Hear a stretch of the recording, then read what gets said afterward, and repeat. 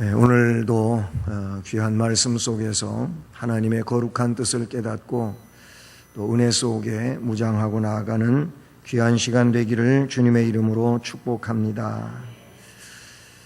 오늘 말씀은 9절 말씀과 그리고 14절 또 15절 이런 말씀들이 오늘 말씀의 중심이 되는 내용임을 먼저 말씀을 드립니다.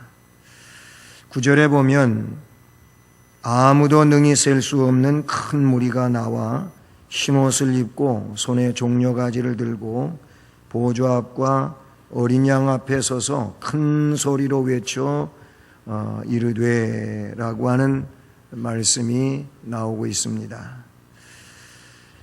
그러면서 그들의 찬양에 대하여 10절에서 밝혀주고 있고 그 바로 흰옷 입은 큰 무리의 찬양이 10절에 나와 있고 그리고 11절로 12절에는 그들의 찬양을 화답하는 천사들의 찬양이 나오고 또 13절로 14절 말씀에서는 그 무리에 대한 장로와 사도 요한의 문답에 대한 말씀이 나오고 마지막으로 15절로 17절에서 흰옷 입은 큰 무리가 받을 복에 대하여 말씀해 주고 있습니다.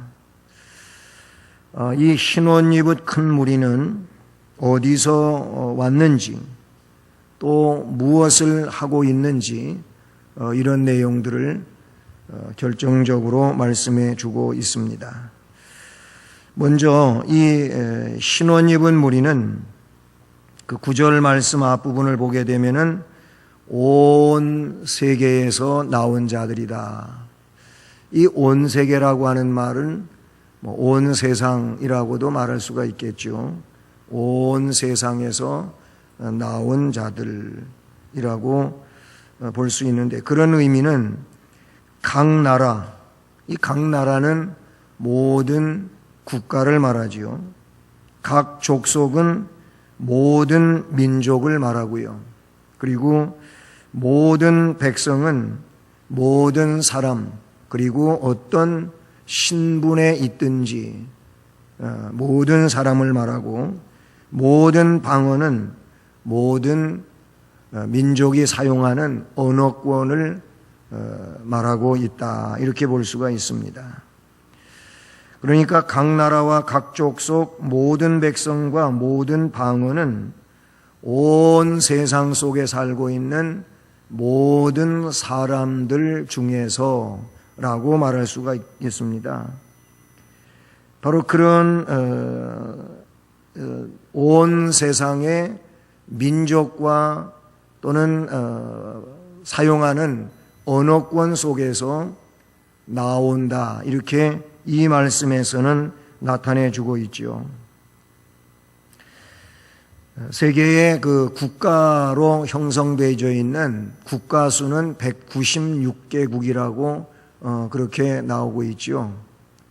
그리고 종족 수는 64개 종족이라고 합니다. 그런데 언어를 사용하고 있는 숫자는 엄청나게 많습니다. 7,102개의 언어. 조금 이게 차이가 있어요. 그런데 제가 얘기하는 7,102개의 언어라고 하는 그 언어가 맞다. 저도 그렇게 얘기할 수는 없고 하여튼 그만큼 세계 속에 언어가 많다는 겁니다.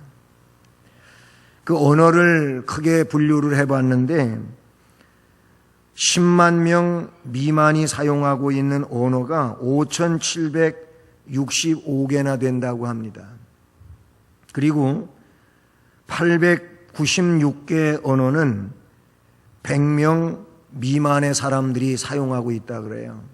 그러니까 엄청나게 많은 언어가 그 작은 숫자들이 사용하고 있는 언어라 그렇게 봅니다.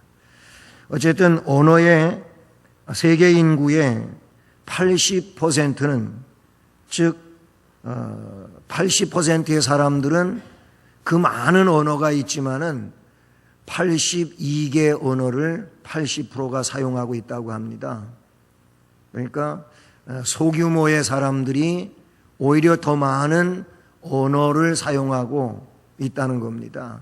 그러니까 뭐 그들이 세계 속에 있는 이 많은 언어들을 사용하고 있다고 하는 그런 의미가 아니고, 자기들밖에 쓰지 못하고 다른 나라 언어를 알지 못하는 그런 사람들, 소수의 사람들이 100명 미만의 사람들이라 할지라도 그렇게 896개 언어를 사용하고 있다고 통계적으로 나오고 있습니다.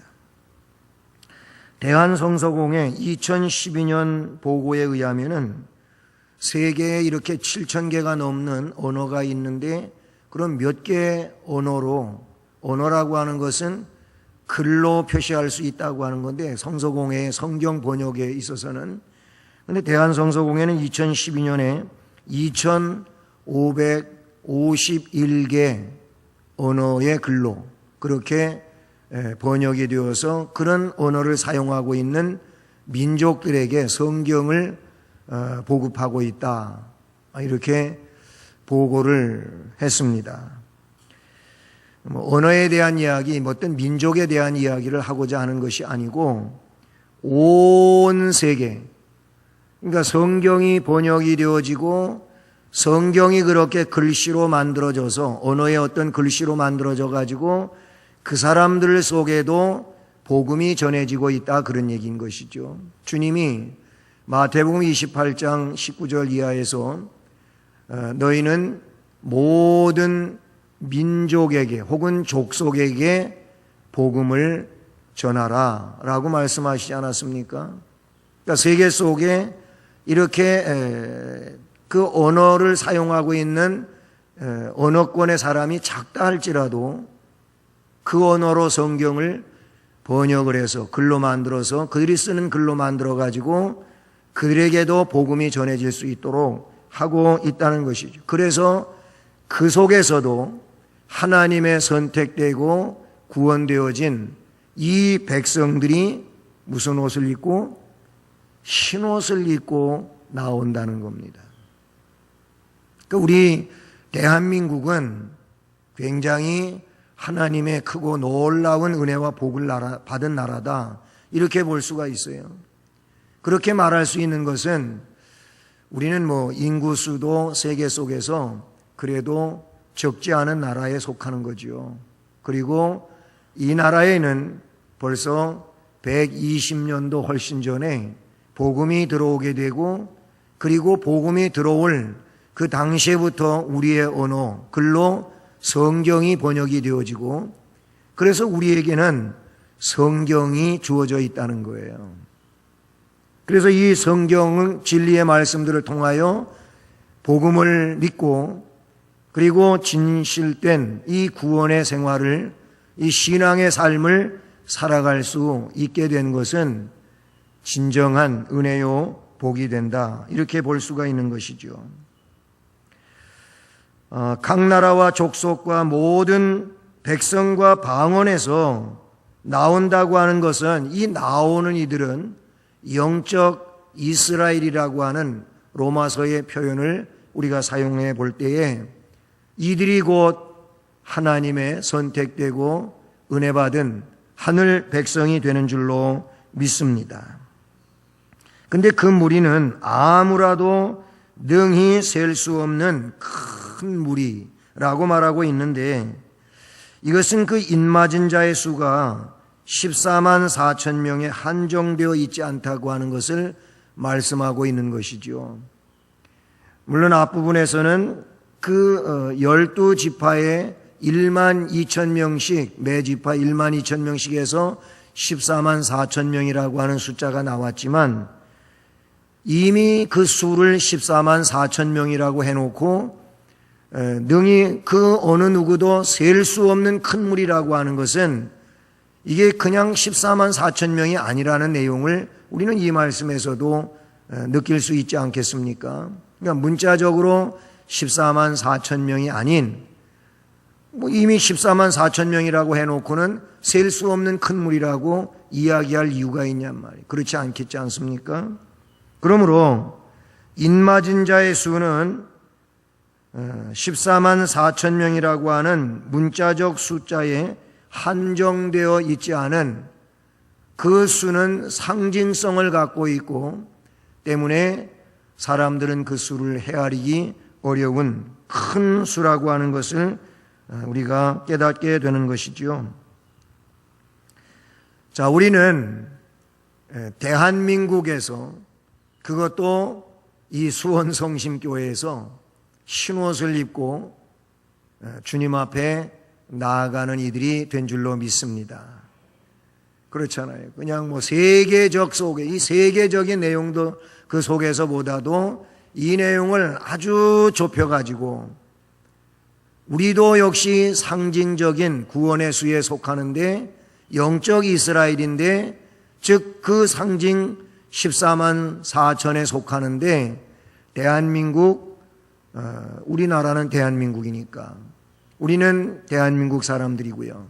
그리고 이 대한민국, 이 경기도 수원의 수원성심교회, 이 교회에서 신원 있고 주님 앞에 나아가는 무리에 속한 자들이 되었다고 보는 것입니다.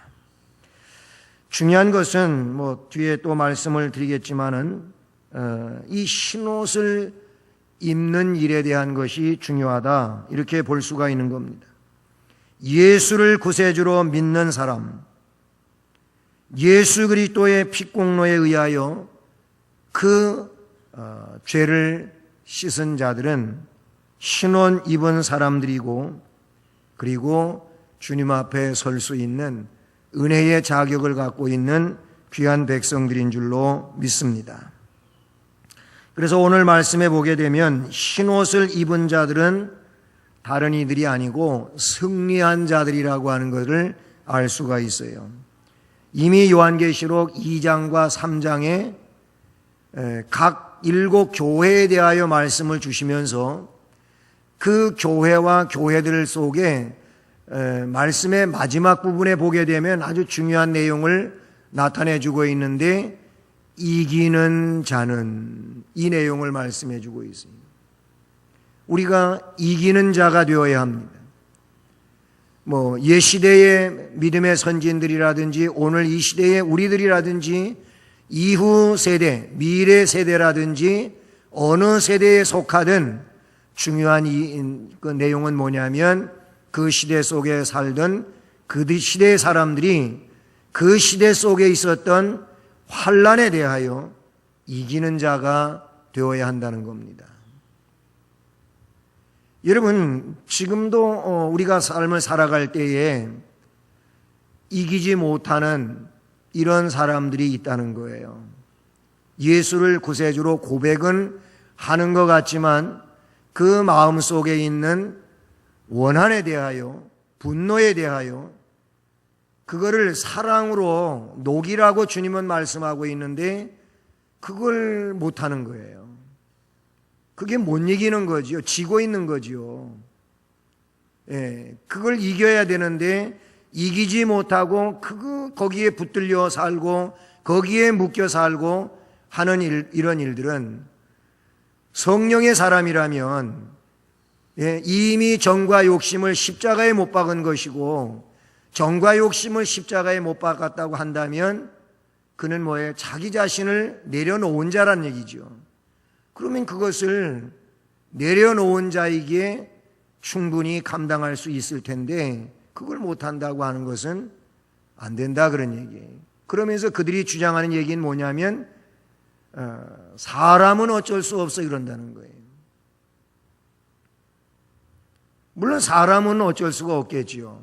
그러나 성경에 주의 능력이 우리에게 주어지면 그 능력으로서 그것을 감당해낼 수 있다고 말씀하시는 것이죠. 오늘 말씀에 보면 그 9절에 흰옷을 입고 말씀에 분명히 그렇게 기록되어 있어요. 흰옷을 입고 손에 종려가지를 들고 그리고 보좌 앞과 어린 양 앞에 서서 큰 소리로 외친다는 겁니다. 흰옷을 입고 손에 종려가지를 들고 보좌 앞과 어린 양 앞에 가서 서서 큰 소리로 외쳐 이르는 말이 구원하심이 보좌에 앉으신 우리 하나님과 어린 양에게 있도다. 이 찬송을 한다는 거예요. 여기서 손에 종려가지를 들고 이 부분은요, 성결과 승리와 기쁨을 묘사하는 아주 간단한 내용이지만 성도의 상징적 내용을 여기서 나타내 주는 거예요. 우리 손에 종려가지를 들고 있는 승리자여야 된다, 그런 얘기인 거예요. 이긴 자여야 된다, 그런 얘기인 것이죠. 여러분은 손에 종려가지를 들고 주님을 환호하며 찬송하실 수 있으십니까? 이게 물론 영적인 그 의미의 내용이겠지요. 사랑하는 여러분, 우리도 손에 종려가지를 들고, 즉 성결과 승리의 기쁨을 가지고 보좌 앞과 그 어린 양 앞에서 큰 소리로 구원하심에 대하여 감사 찬송을 외치는 이런 은혜자가 되어야 할 줄로 믿습니다. 흰옷을 입은 큰 무리는 뒤에 말씀해 보면 어디서 온 자들이냐 라고 할 때 13절 14절에 여기 말씀에 문답이 나오고 있어요. 장로 중 하나가 응답하여 나에게 이르되 이 흰옷 입은 자들이 누구며 또 어디서 왔느냐 라고 할 때 사도 요한은 내가 내 주여 당신이 아시나이다 하니 그가 나에게 이르되 이는 큰 환난에서 나오는 자들인데 어린 양의 피에 그 옷을 씻어 희게 하였느니라. 아멘. 큰 환난에서 나온 자들이라고 말씀합니다. 큰 환난에서 나왔다고 하는 말이 뭘 의미합니까? 끝까지 믿음을 지킨 자들이며 인내로 승리한 자들이라고 말씀하고 있는 것이지요. 이미 앞에서 6째 인까지 쭉 우리가 말씀을 살펴봤습니다. 첫째 인, 미혹의 환난이라고 우리가 요약해서 말씀을 드릴 수가 있죠. 미혹의 환난에서 승리한 자들이에요. 둘째인, 전쟁의 환난에서 승리했다는 겁니다. 셋째인은 기근의 환난에서 승리했다는 겁니다. 넷째인은 질병의 환난에서 승리했다는 겁니다. 다섯째인은 순교적 환난에서 승리했다는 겁니다. 여섯째인은 천재지변의 환난에서 승리했다는 얘기로 각 인을 떼고 그 인이 떼어짐과 관계해서 어떤 환난이 일어났었는지에 대하여 말씀을 드렸습니다. 여러분, 지금도 미혹의 환난은 활개를 치고 있습니다. 미혹의 환난에서 승리하는 자가 흰옷 입고 주님 앞에 나아갈 자들인 줄로 믿습니다. 전쟁의 환난, 싸움터에서 우리가 승리하는 자가 되어야 할 줄로 믿습니다. 이 땅 위에 기근이 심한데 물론 기근은 육체적인 것도 있겠지만은 말씀의 기근도 있다는 것이죠. 이런 기근의 환난에서 우리는 승리해야 될 줄로 믿습니다. 비가 많이 와가지고 홍수가 나면 홍수가 물이 범람하는 거 아니겠습니까? 그런데 그때에 오히려 물은 많지만 마실 물이 없다고 하는 이런 얘기가 있지 않습니까?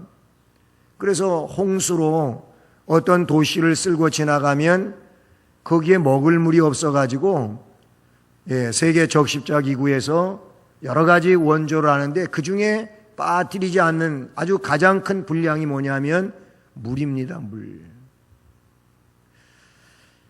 지금 이 시대에는 말씀의 홍수 시대에 살고 있다고 많은 사람들이 이야기를 합니다. 그럼에도 불구하고 말씀에 기갈이 들려 있다는 거예요.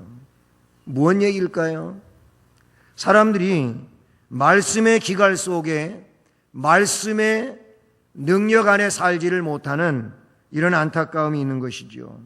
기근의 환란에서 승리한 자들이 신원 입고 종려가지를 들고 찬송하며 보좌 앞에 나갈 줄로 믿습니다. 질병의 환란은 안 그렇습니까?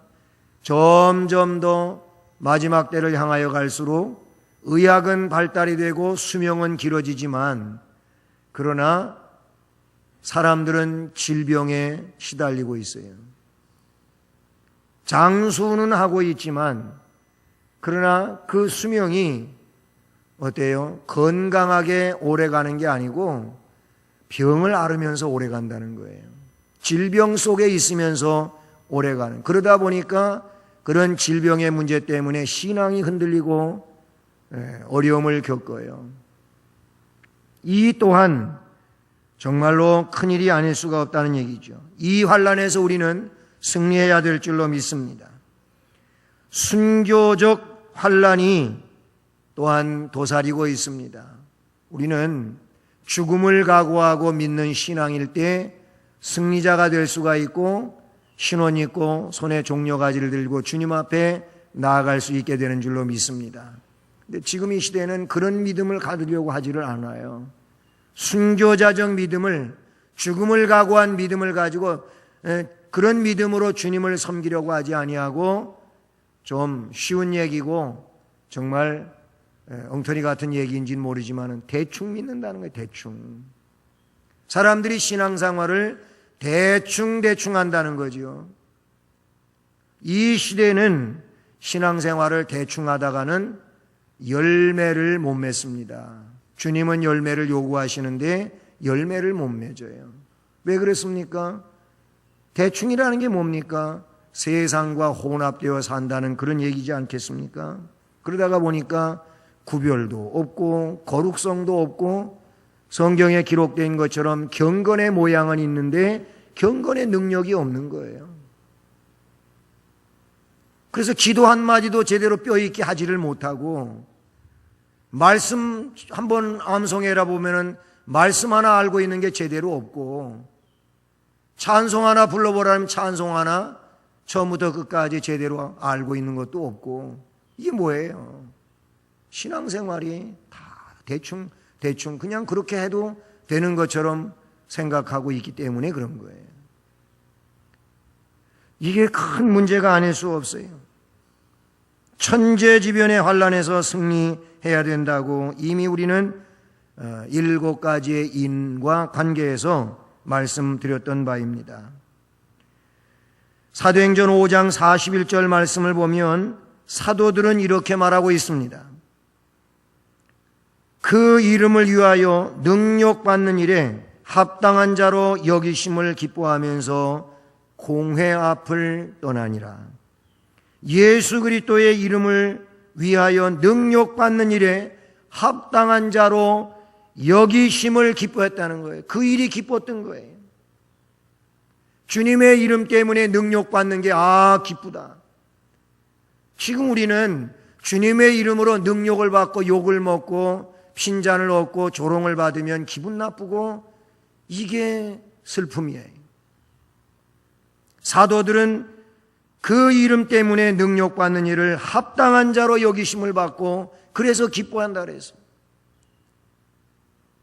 뿐만이 아니에요. 바울 사도는 사도행전 14장 22절 말씀에서 우리가 하나님 나라에 들어가려면 많은 환난을 겪어야 할 것이라 이런 말씀을 하고 하나님의 나라에 들어가기 위하여는 환난과 관계가 있지 환난을 떠나서는 있을 수 없다.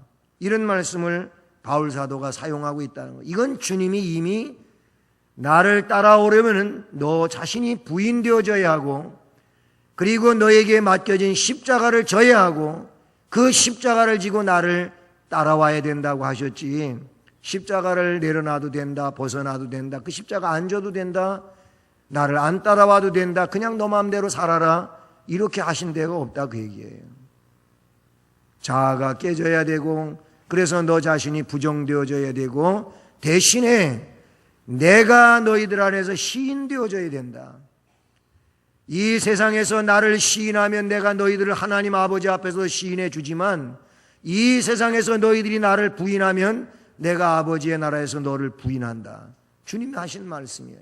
그러니까 주님을 시인하고 십자가를 지고 그렇게 가노라고 한다면은, 바울이 사도행전 14장에서 말하고 있는 것처럼 많은 환난을 겪어야 된다는 거예요. 바울은 디모데후서 3장 12절 말씀에서도 무릇 그리스도 예수 안에서 경건하게 살고자 하는 자는 박해를 받으리라 그랬어요. 경건하게 살려면은 박해가 있을 수밖에 없다는 겁니다.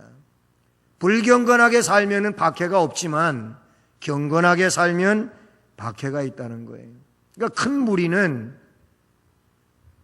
환난에서 나오는 자들이라 그랬어요. 그리고 어린 양의 피에 그 옷을 씻어 희게 하였느니라.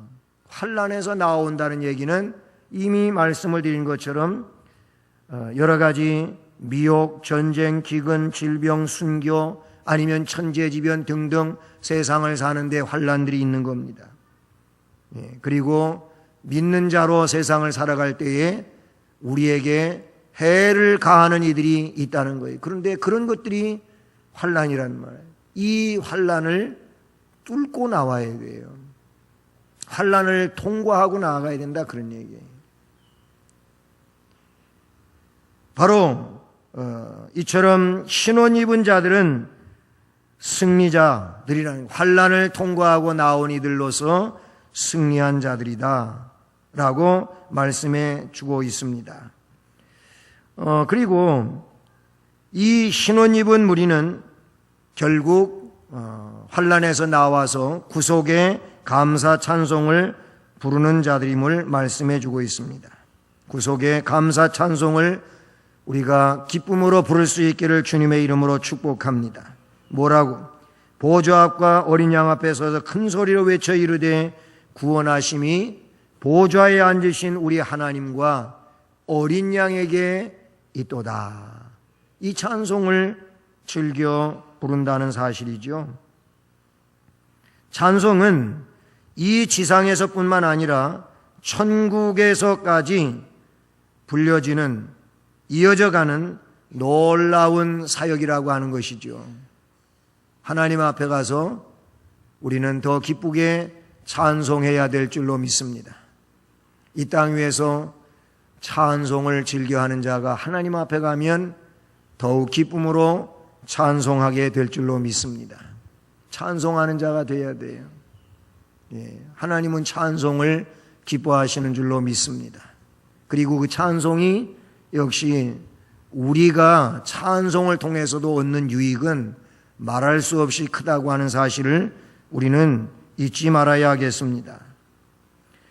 말씀해 보면 이렇게 이 신원 입은 큰 무리가 찬송하니까 모든 천사가 보좌와 장로들과 네 생물의 주위에 서 있다가 보좌에 엎드려 얼굴을 대고 하나님께 경배하여 이르되 아멘, 찬송과 영광과 지혜와 감사와 존귀와 능력과 힘이 우리 하나님께 세세토록 있을지어다.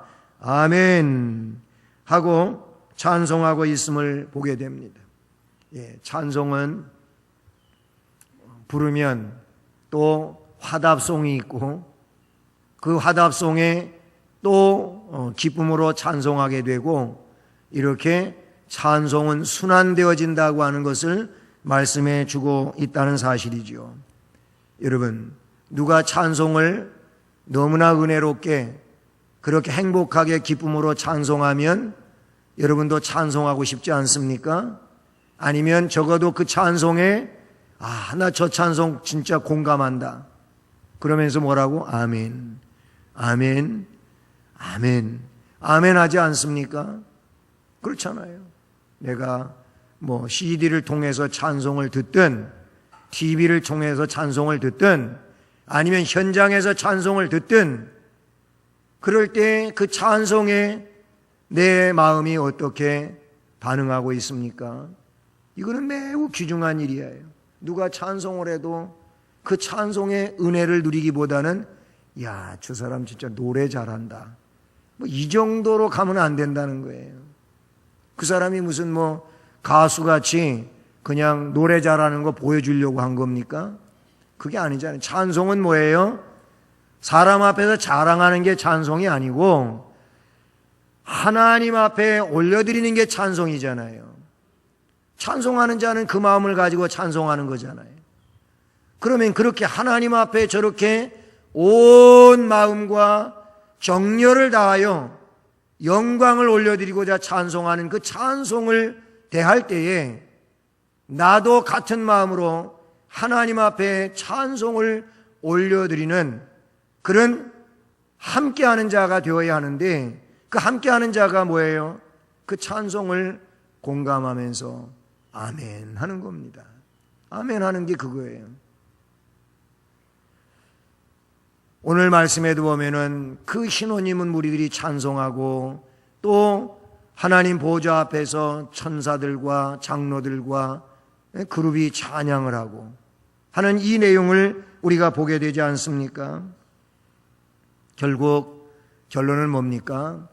인맞은 자들, 이 보좌 앞에 나온 셀 수 없는 큰 무리, 환난을 통과하고 나오는 이들, 어린 양의 피에 씻어 그 옷을 희게 한 자들은 인맞은 자들인데 이들은 복받은 자들인 것입니다. 복받은 자들입니다. 성경에도 이스라엘이여 너는 복받은, 너같이 행복한 사람이 어디 있느냐, 이런 내용이 구약 성경에도 나오는데, 여러분, 이들은 진정코 복받은 자들인 줄로 믿습니다. 우리가 복받은 자들이 되어야 하지 않겠습니까? 어떻게 해서 그들을 복받은 자들이라고 하겠습니까? 오늘 말씀 그 15절, 16절, 17절 말씀을 보면 그들이 복받은 자들이라고 하는 걸 알 수가 있어요. 그러므로 그들이 하나님의 어디에 있어요? 보좌 앞에 있어요. 그리고 그 하나님의 성전에서 밤낮 하나님을 섬깁니다. 그리고 보좌에 앉으시니가 그들 위에 장막을 쳐주십니다. 그래서 그들은 다시는 줄이지도 아니하며 목마르지도 아니하고 해나 아무 뜨거운 기운에 상하지도 않습니다. 이는 보좌 가운데 계신 어린 양이 그들의 목자가 되어주시기 때문이며 생명수 샘으로 인도하시고 하나님께서 그들의 눈에서 모든 눈물을 씻어 주시기 때문인 줄로 믿습니다. 이게 그들이 복받은 자들이 아니면 무엇이겠습니까? 하나님 보좌 앞에서 밤낮 하나님을 섬깁니다. 이거는 영광스러운 일이고 진정 복 있는 일이 아닐 수가 없어요. 우리가 그런 자가 되기를 주님의 이름으로 축복합니다. 영원한 즐거움과 영원한 기쁨을 누리는 이런 위치에 있게 된다는 것이죠. 그리고 하나님께서 장막을 쳐주신다고 했는데 때문에 그들이 줄이지도 않고 목마르지도 않고 상하지도 않는다고 이렇게 말씀해 주고 있어요. 이것 또한 하나님의 은혜로운 보호하심 속에, 그 지켜주심 속에 있게 된다는 겁니다. 그러니 두려워할 일도 없고 근심할 일도 없고 걱정할 일도 없고 슬퍼 울 일도 없고, 이거야말로 복이 아니면 무엇이냐 그런 얘기. 우리가 이런 복받는 자들이 되기를 소원합니다. 그리고 이런 복된 삶을 살 수 있게 된 것은 어린 양이 그들의 목자가 되어주시고 생명수 샘으로 인도하시고 하나님께서 그들의 눈에서 모든 눈물을 씻어 주실 것임이라고 말씀하십니다. 우리가 이런 하나님의 위로하심과 그리고 그 복주심과 역사하심 속에 나아가는 은혜자가 되기를 주님의 이름으로 축복합니다.